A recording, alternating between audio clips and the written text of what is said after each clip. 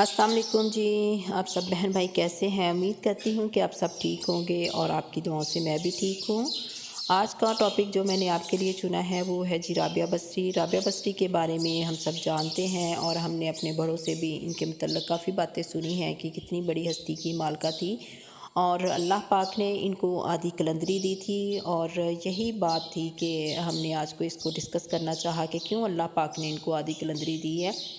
क्योंकि हमने बचपन में सुना था इनके मतलब कि इन्होंने एक कुत्ते को पानी पिलाया था जिसकी वजह से इनको आधी कलंदरी दी गई। हालांकि मैंने जब इसको पढ़ा, इस पर स्टडी की, तो ऐसा कुछ भी नहीं था। इनकी शादी भी नहीं हुई थी।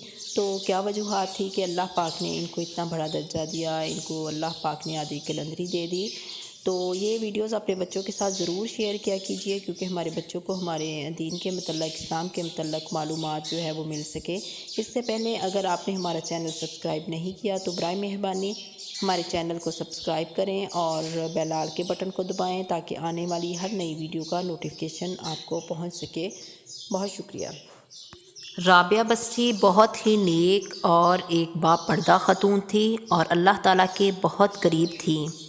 वो 24 घंटे अल्लाह ताला की इबादत में अपना टाइम बसर करती थी। नबी पाक सल्लल्लाहु अलैहि वसल्लम ने फरमाया है कि अल्लाह ताला सूरत की बजाय कल्ब को देखता है, इसीलिए रोज़े महशर तमाम मुहासबा सूरत की बजाय नीयत पर होगा। लिहाजा जो औरत रियाजत व इबादत में मर्दों से आगे होगी, इसको भी मर्दों ही की सिफ्त में शुमार करना चाहिए।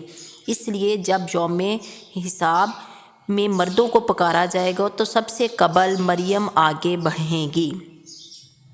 तो मालूम यूँ हुआ कि अल्लाह ताला की इबादत में मर्दों और औरत का होना ज़रूरी नहीं है। जो अल्लाह ताला की इबादत करेगा, वो चाहे मर्द होगा या औरत होगी, वो अल्लाह ताला के ज़्यादा करीब तरीन होगा।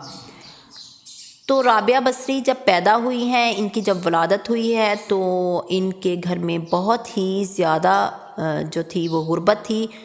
वालद के यहाँ इतना तेल भी नहीं था कि वो इनकी नाफ की मालिश की जा सकती और ना ही इतना कपड़ा था कि जिसमें इनको लपेटा जा सकता। इनके घर गुर्बत का ये आलम था कि घर में चिराग जलाने तक को दिया न था। चूँकि इनकी 3 बहनें थी और चौथी जगह पे ये पैदा हुई थी तो इनका नाम राबिया रखा गया था। जब आपके वालदा ने आपके वालिद को कहा कि पड़ोसियों में से थोड़ा सा तेल मांग लाओ ताकि घर में कुछ रोशनी हो जाए, तो आपने शदीद इसरार पर हमसाया के घर के दरवाज़े पर जाकर हाथ रखकर घर वापस आ गए और ये कह दिया आके कि वो दरवाज़ा नहीं खोल रहे क्योंकि इनके वालिद मोहतरम अल्लाह ताला के बहुत नेक बंदे थे और वो अल्लाह ताला के अलावा किसी दूसरे के आगे अपना हाथ फैलाना पसंद नहीं करते थे। तो लिहाजा उन्होंने दूसरे से मांगने से परहेज़ किया और उनके घर तेल मांगना मुनासिब न समझा।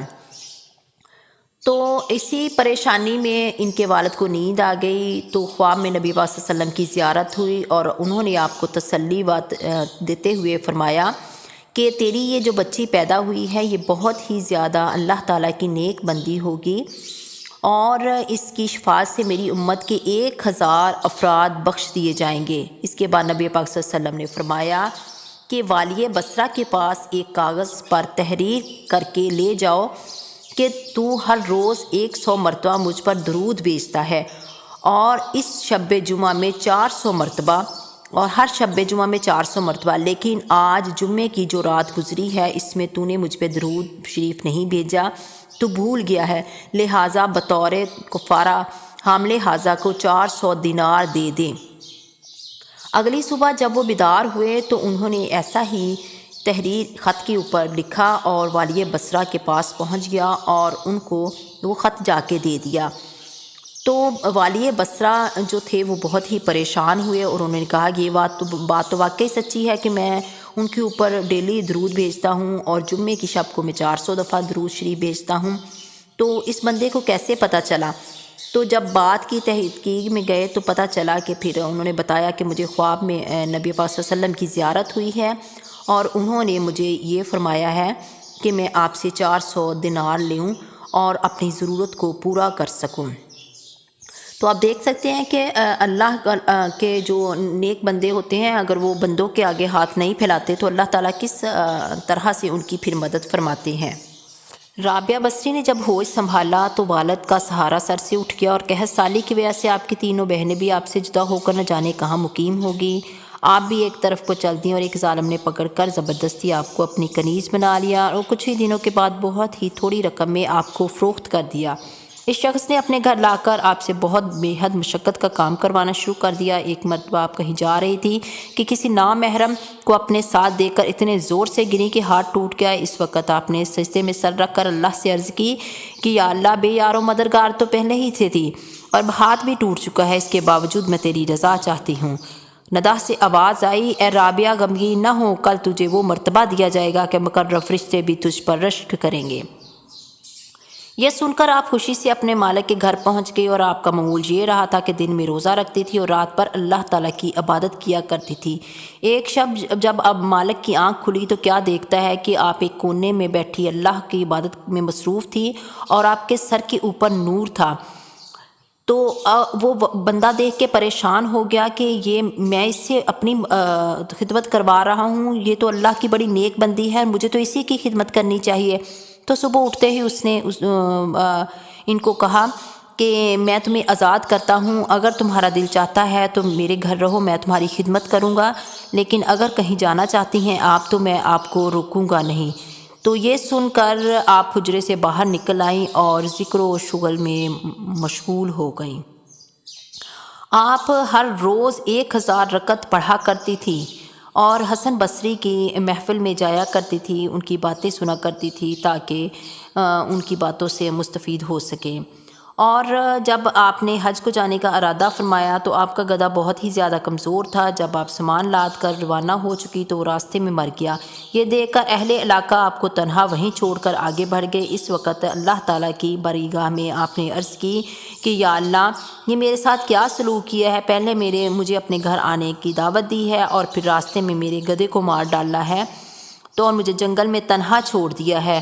آپ کا یہ شکوہ ابھی ختم بھی نہ ہوا تھا کہ گدھے میں جان آ گئی اور آپ اس کے اوپر سامان لاد کر دوبارہ حج کو روانہ ہو گئیں۔ ایک آدمی کا کہنا ہے کہ میں نے اس گدھے کو مکہ معظمہ کے بازاروں میں فروخت ہوتے ہوئے اپنی آنکھوں سے دیکھا۔ اس سے معلوم ہوا کہ ان کی دعا کی برکت سے اس گدھے کی عمر میں بھی جو تھی وہ کتنی برکت ہو گئی تھی کہ وہ کتنی دیر بعد میں زندہ رہا۔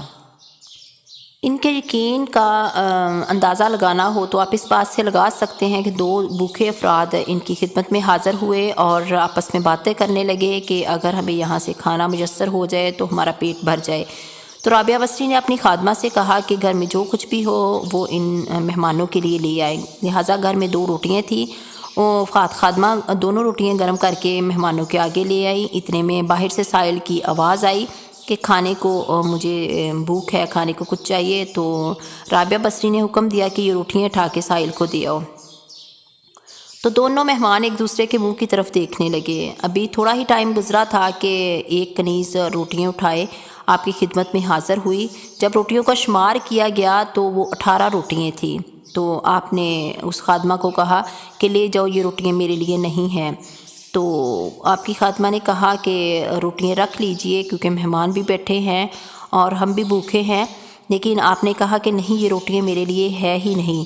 تو آپ نے اس کنیز کو واپس کر دیا۔ وہ کنیز اپنے گھر گئی اور اپنی مالکہ کو جا کے سارا واقعہ بتایا تو انہوں نے کہا کہ اس میں 2 روٹیاں اور رکھ کے جا کے رابعہ بصری کی خدمت میں پیش کریں۔ تو لہٰذا جب 20 روٹیاں رابعہ بصری کی خدمت میں پیش کی گئیں تو انہوں نے کہا کہ یہ کھانا رکھ لیا جائے۔ آپ نے کھانا خود بھی کھایا، خادمہ کو بھی کھلایا اور مہمان جو بیٹھے تھے ان کو بھی کھلایا۔ اور بعد میں ان مہمانوں نے وجہ پوچھی کہ آپ نے جب پہلے یہ خادمہ روٹیاں لے کے آئی تھی تو آپ نے یہ روٹیاں کیوں واپس کی تھیں؟ تو انہوں نے فرمایا کہ میرے اللہ کا حکم ہے کہ میں 1 کے عوض میں 10 دیتا ہوں۔ تو جب پہلے روٹیاں آئی تھی وہ 18 تھی، لہٰذا میں نے کہا کہ یہ میرے لیے نہیں آئی، تو میرے رب نے تو 1 کے بدلے میں 10 دینے کا وعدہ کیا ہے، تو میں نے 2 روٹیاں دی ہیں، تو لہٰذا میری 20 روٹیاں بنتی ہیں، لہٰذا میں نے اس وجہ سے یہ روٹیاں واپس کی تھی۔ تو جب دوسری دفعہ 20 روٹیاں آئیں تو میں نے رکھ لی اس وجہ سے کہ اب یہ اللہ پاک نے میرے لیے ہی بھیجی ہیں۔ ایک دفعہ آپ عبادت کرتے کرتے آپ کی آنکھ لگ گئی، آپ سو گئی اور ایک چور آیا اور آپ کی چادر اٹھا کر فرار ہونے لگا، تو اسے ہر طرف اندھیرا نظر آیا۔ جب اس نے چادر رکھ دی تو پھر اس کی آنکھوں کی روشنی واپس آ گئی، لیکن جب اس نے پھر اس کے دل میں حرص پیدا ہوئی کہ اب میری روشنی واپس آ گئی، پھر اس نے چادر کی طرف ہاتھ بڑھایا اور چادر لے کر جانے لگا تو پھر اس کو چاروں طرف اندھیرا نظر آیا۔ پھر اس نے چادر رکھ دی، تو جب اس نے 2-3 دفعہ اس طرح کیا تو ندا سے آواز آئی کہ تو کیوں خود کو آفت میں مبتلا کرنا چاہتا ہے؟ اس لیے کہ چادر والی برسوں سے خود کو ہمارے حوالے کر چکی ہے، اور اس وقت تو شیطان تک اس کے پاس نہیں پھٹک سکتا، پھر کسی دوسرے کی کیا مجال جو چادر چوری کر سکے، کیونکہ اگرچہ ایک دوست محو خواب ہے لیکن دوسرا دوست تو بیدار ہے۔ شادی کی بات کی جائے تو وقت کے جو تھے بہت بڑے عالم و فاضل تھے، متقی اور پرہیزگار تھے، حسن بصری، وہ آپ سے نکاح کے خواہش مند تھے۔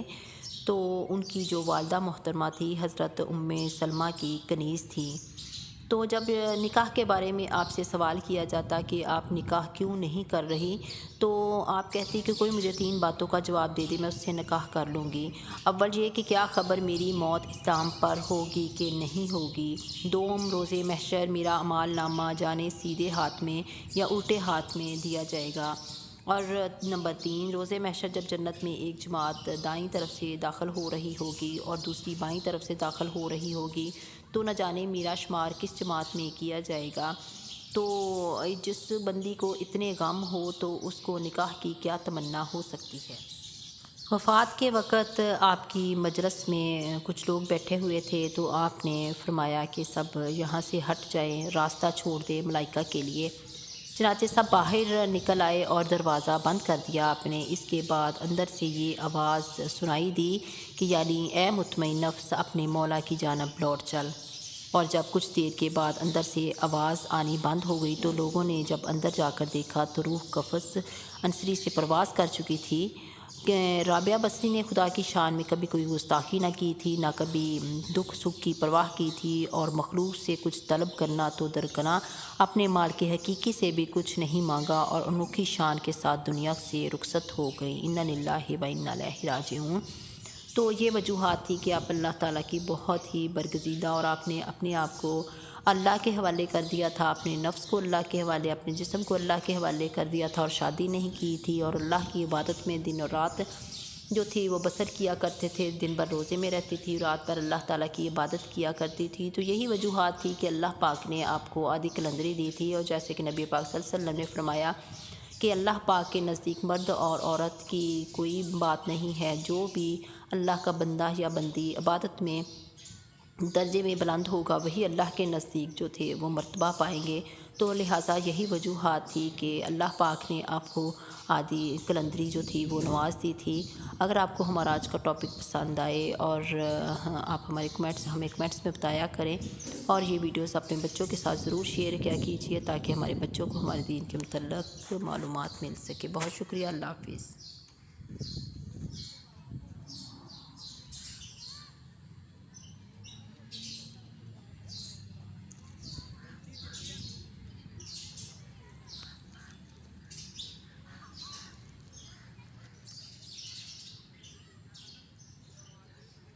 ایک مرتبہ آپ نے 7 مسلسل روزے رکھے اور رات بھر آپ اللہ کی عبادت کیا کرتی تھی اور دن کو روزہ رکھا کرتی تھی، تو بھوک کی شدت کی وجہ سے نفس نے فریاد کی کہ مجھے کب تک بھوکا رکھو گی۔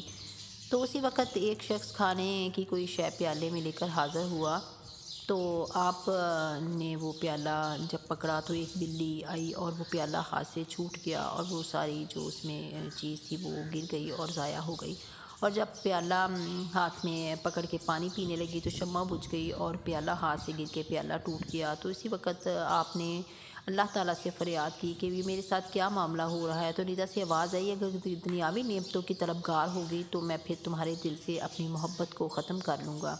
تو اس لیے ہمارے غم اور غم روزگار کا ایک قلم میں جمع ہونا مشکل ہے۔ جب اللہ تعالیٰ کی یہ صدا آپ نے سنی تو آپ نے اس امید کو ختم کر دیا، اس طرح ختم کر دیا۔